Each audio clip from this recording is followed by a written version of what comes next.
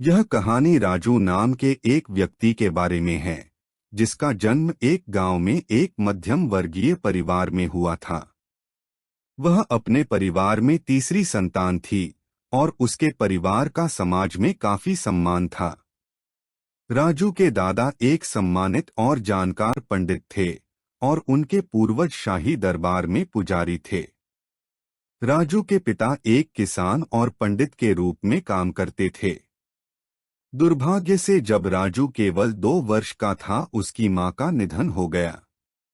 जैसे जैसे समय बीतता गया, परिवार में हर कोई अपने अपने जीवन में व्यस्त हो गया। राजू के पिता ने दूसरी शादी कर ली और उसके भाई बहन की भी शादी हो गई। राजू की देखभाल उसके दादा दादी करते थे, लेकिन उसकी सौतेली मां उसके साथ बुरा व्यवहार करती थी। अक्सर उसे कांटेदार छड़ी से पीटती थी और खाना भी नहीं देती थी। यहाँ तक कि उसके पिता ने भी उसकी रक्षा नहीं की, क्योंकि वह अपनी पत्नी से डरता था। आखिरकार राजू के सौतेले भाई का जन्म हुआ। समय के साथ राजू के दादा दादी दोनों का निधन हो गया, जिससे उसका दर्द और बढ़ गया। 15 साल की उम्र में राजू को घर से निकाल दिया गया और काम करने के लिए मजबूर किया गया। उसने ने सब्जी का ठेला लगाने से शुरुआत की और बाद में सिलाई सीखी। उनके कौशल में सुधार हुआ और उसने अपने गुणवत्तापूर्ण कार्य के लिए क्षेत्र में प्रतिष्ठा प्राप्त की। हालांकि उनका वेतन नहीं बढ़ा, इसलिए उसने अपनी खुद की दुकान खोलने और बाजार में नए डिजाइन वाले कपड़े बेचने का फैसला किया। उसने कुछ समय के लिए एक सरकारी राजस्व कार्यालय में भी काम किया, लेकिन अपने वरिष्ठों से असहमति के कारण उन्होंने नौकरी छोड़ दी। राजू एक जिद्दी व्यक्ति था जो किसी के सामने झुकने से इनकार करता था। फिर उसने बाजार में सब्जियां बेचना शुरू कर दिया और अपनी खुद की दुकान खोली, जो सफल रही, खासकर रामलीला उत्सव के दौरान। इसी दौरान राजू की मुलाकात पारुल नाम की लड़की से हुई और उसने उसे अपना सामान दिया। इन सब को लेकर पारुल की सहेली उसे चिढ़ाती थी। आखिरकार शादी की बात घर में चली, लेकिन इस शर्त पर कि राजू पारुल के परिवार के साथ जमाई बनकर रहेगा। राजू के परिवार के शुरुआती विरोध के बावजूद शादी को मंजूरी दे दी गई।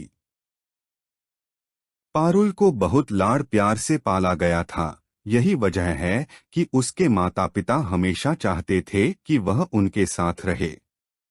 राजू ने समाज में अच्छी प्रतिष्ठा स्थापित कर ली थी और वह इस शर्त पर पारुल से शादी करने को तैयार हो गया कि वे उसके परिवार से अलग अलग रहेंगे।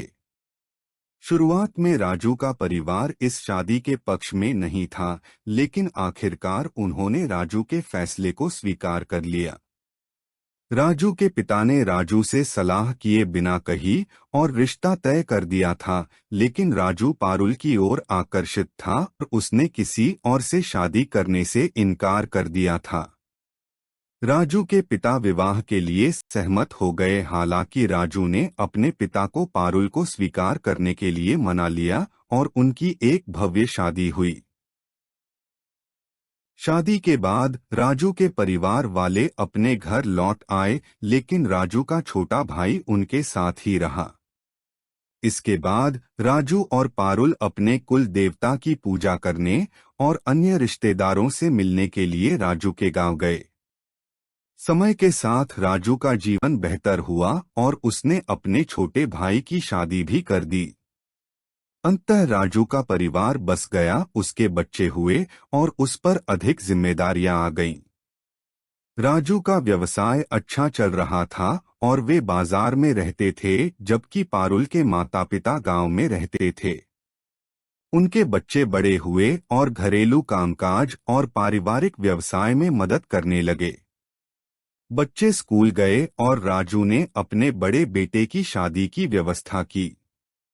राजू के बड़े बेटे ने तो अपनी सब्जी की दुकान भी खोल ली।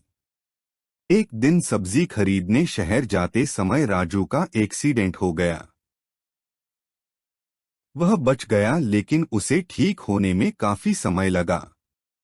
ठीक होने के बाद राजू ने एक होटल खोला और अपने दूसरे बेटे को दुकान संभालने के लिए कहा। हालांकि बेटा लापरवाह था और अपनी जिम्मेदारियों की उपेक्षा करता था, इसके बजाय दोस्तों के साथ घूमना पसंद करता था। आखिरकार दुकान बेचनी पड़ी। कुछ समय के बाद राजू के ससुर की भी मृत्यु हो गई। उसके बाद राजू के अपने पिता की भी मृत्यु हो गई। परिणामस्वरूप गांव वाले राजू को नापसंद करते थे, क्योंकि वह एक जगह से आता था। जब भी उन्हें मौका मिलता वे उसे अपमानित करते और उसे फंसाने की कोशिश करते, लेकिन राजू की बुद्धिमत्ता ने उसे टकराव से बचने और हर समस्या को हल करने की अनुमति दी।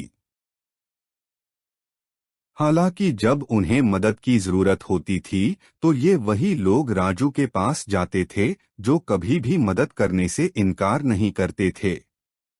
राजू के दो बच्चों को छोड़कर बाकी के बच्चों की शादी हो चुकी थी और उनके पोते पोतियां भी थीं और सब कुछ ठीक चल रहा था। दुर्भाग्यवश एक दिन राजू के सबसे बड़े बेटे की 30 वर्ष की आयु में हत्या कर दी गई, जिसने राजू को अंदर से तोड़ दिया।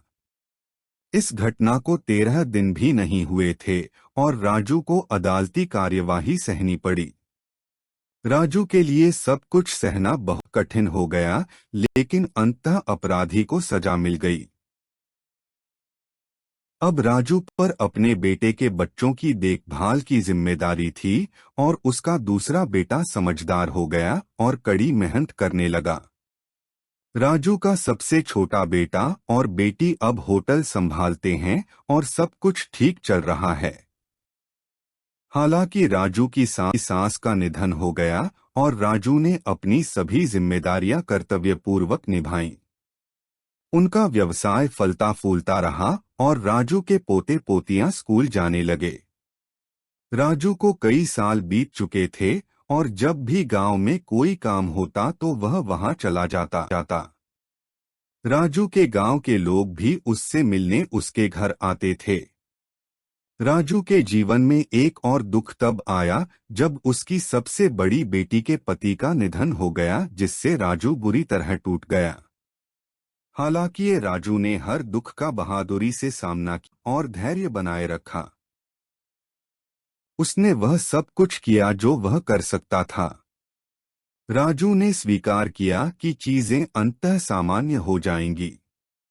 उन्होंने धैर्य से काम लिया, जबकि बाकी दो बच्चों की शादी हो गई। राजू का मानना था कि सब कुछ ठीक चल रहा था, लेकिन एक ने अपने गांव की जमीन में हिस्सेदारी का दावा करने के बारे में सोचा। उन्होंने यह प्रस्ताव अपने बड़े भाई के सामने रखा, लेकिन उनके भाई ने यह कहते हुए इनकार कर दिया कि उनके पास राजू को हिस्सा देने का कोई साधन नहीं है। इन शब्दों का राजू पर गहरा प्रभाव पड़ा और उसने अपने भाई को अदालत में ले जाने की धमकी दी। जवाब में उसके भाई ने रुखाई से कहा कि वह राजू को अदालत जाना है तो जाए, में हिस्सा नहीं दूंगा। दूसरी ओर राजू का सौतेला भाई उसका हिस्सा देने को तैयार था। राजू ने मामले को अदालत में ले जाने का फैसला किया और मामला कई वर्षों तक खींचता रहा। बाद में राजू के छोटे भाई ने भी उसका हिस्सा देने से इनकार कर दिया। अब राजू को कैंसर भी हो गया। इसके बाद राजू के परिवार ने उसके इलाज को करना जारी रखा। जब डॉक्टर ने राजू के परिवार को उसकी बीमारी के बारे में बताया तो डॉक्टर ने शुरू में उसे न बताने की सलाह दी, इस बात से अनजान कि राजू को पहले से ही पता था। जब डॉक्टर को इस बात का एहसास हुआ तो उन्होंने राजू के साहस की सराहना की और कहा कि ऐसी खबरें सुनकर ज्यादातर लोगों की हालत खराब हो जाती है। हालांकि राजू की प्रतिक्रिया सामान्य रही, जैसे कुछ हुआ ही न हो। इस प्रकार राजू ने कैंसर और अपने भाइयों से एक साथ लड़ाई लड़ी। वह 9 साल तक कैंसर से जूझते रहे और इतने ही समय तक उन्होंने अपनी जमीन का मुकदमा भी लड़ा। आखिरकार राजू अदालत में मुकदमा जीत गया, लेकिन 1 साल बाद दुखद रूप से उसकी जान चली गई। अब तक राजू के पोते पोतियों की शादी हो चुकी थी और उनके बच्चे भी हो चुके थे। राजू की उम्र अब 83 वर्ष थी। पारुल के प्रति राजू के गहरे स्नेह और उसके साथ रहने और उसकी देखभाल करने की उसकी इच्छा के बावजूद उसने ऐसा न किया।